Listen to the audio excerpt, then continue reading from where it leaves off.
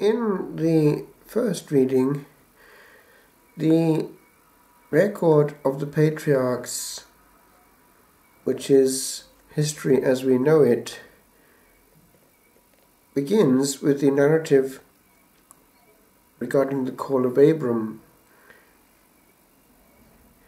We know that he had already left his home near the head of the Persian Gulf and travelled to Haran in Mesopotamia, land between the two rivers.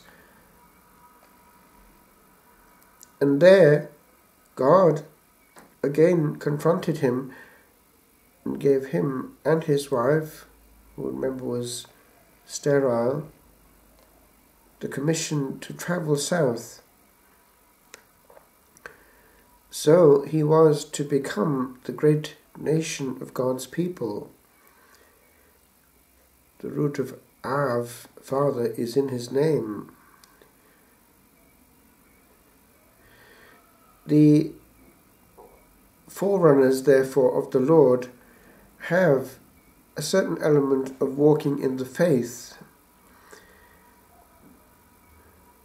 They are in some way prefiguring what comes through in our specifically Celtic spirituality, the uprootedness, the deracination of the soul, the non-attachment, peregrinatio. This peregrination for Christ comes through as a radical form of asceticism in the Celtic monks, and we see it in St. Patrick himself, whom we will be feasting shortly. It gave divine grace great freedom to act. Wherever they went, grace came with them, and light, and often also culture. Where we go, we need to go freely and openly, and to bring with us the positive and healing baggage of our faith. One sees actually how Ireland has done that over the centuries. Think of all the lands where emigration has led to the spreading of light, warmth, goodness and faith. So many Kennedys and so on go around, and with them the faith comes. With regard to the way in which St. Paul addresses his beloved son Timothy, a young bishop, we see here the centrality of Christ. He's appealing to him to witness with courage to Christ's saving work. But it stresses also the way in which redemption itself was part of God's eternal purpose. And nearer to Paul's own time, the incarnate Christ has bestowed eternal life on those who receive him. So what starts there with the call of Abraham comes to a certain fullness in the pen of St. Paul.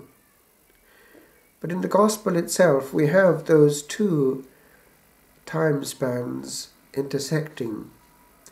The old and the new meet on Mount Tabor, and the upshot is the exodus that the Lord himself will accomplish in Jerusalem, the going out, exodos. It must happen in the holy city.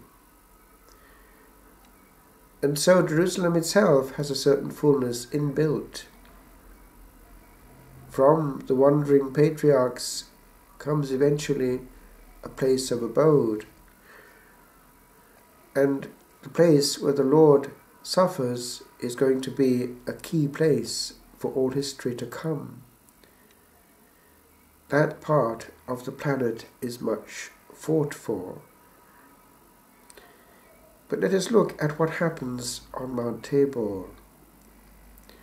They go apart. There is a movement away from and towards, as in the case of Abraham. In Christian history, monks have been aware of the importance of physical displacement, a certain unavailability with regard to the mundane. Well, something of that must break through also in all souls wanting to engage with the light of Tabor. A preparation is necessary. In Lent, above all, that needs to be there. The space needs to be prepared and cleared, going away to a place where God and man meet without interference. It was written on the sign on the door to one church I saw in Italy, referring to the mobile phone. The Lord's voice was coming through the notice, "If you want to hear me, you don't need this." Well, when we hear this word coming through the cloud, "This is my beloved Son, listen to him," that is addressed also to us. And where the Lord is in the tabernacle, that is Tabor for us. The angels are there, and there should be silence there. Often an empty church with not too much going on, but open, is a more favourable space than even a noisy prayer group which is full of dynamite but much distraction. Sometimes we need just space and rest. This was a happy experience. Peter, the impetuous one, didn't know what to say, but he liked the feeling. Let us make here 2 tabernacles, or rather 3, one for Moses, one for Elijah, and one for you. And he was hoping to stay there himself. We sometimes want to keep the experience, but we can, if we keep the warmth of encounter alive. St. Charles Borromeo, in one passage, teaches that when we are warmed, we need not to leak. We need to be well sealed at that point and not to let the grace evaporate into the air. Well, in practical terms, when we receive the Lord's blessing, when we receive the Lord's presence, then we need to come apart and stay apart. We lose much by dispersive chatter and too much engagement. There is an expression used sometimes in Pentecostal circles. It's called an afterglow. It's when there has been a great moment of preaching and an overflowing of blessing, then people come back and pray over it and keep the flame alive. Well, something of that should be in us too. We forget that we're at the maximum, at Mount Tabor, when we receive the Lord's body and blood, and with that his soul and divinity. How much grace we just do not know how to fan and keep alive, and therefore lose in its effect. So Lent is a time to look at how much time we give to the essence of our being and how much we give to the periphery. Many things we're not asked to do, and yet these are the ones that take our attention. Many voices we're not asked to listen to, but they're the ones that we like to hear. And we miss the still small voice, for we do not create the space in which perhaps it may be more readily heard.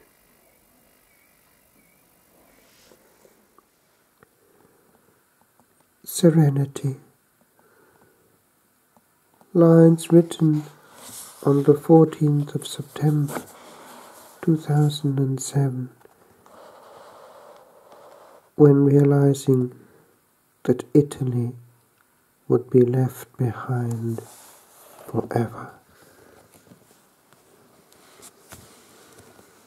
A time will be when time will be no more, by these fond faces fondled, when no smile of goodness known awhile will winter thaw upon the Celtic shore, when Latin guile will by dint of suggesting woo not home to sharing of old warmth 'tween breasts, where heat ne'er knew its bliss to hide, when ne'er shall come to shed a ray of blessing faithful feet.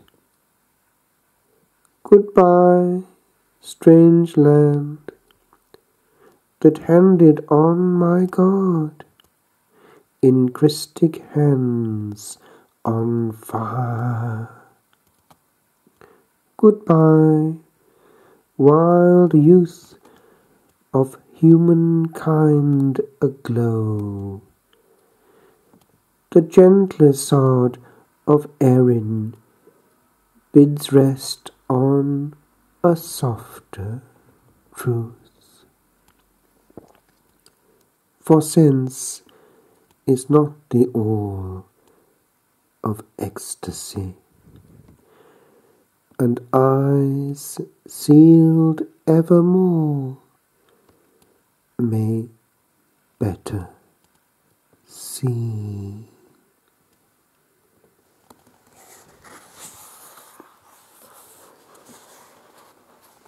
Utter silence. Lines written on the 6th of October, the feast of St. Bruno, after arriving in Ireland. O night of peace in Erin's sacred isle, that waited for a while, unhurried yet to be as all the earth. O tender smile of faces long, long known. O joy where met lives kept apart by years, where much has been that need no more be known. For here at last a sound once known is heard, a land is seen where one awhile may shelter from the blast. I have come home, and here henceforth shall be in simple blessings spent, in moments shed that thou alone shalt own.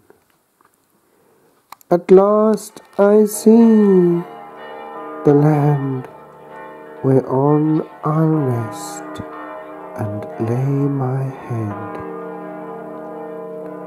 For on this night I light a little light, long known, and not forgotten quite.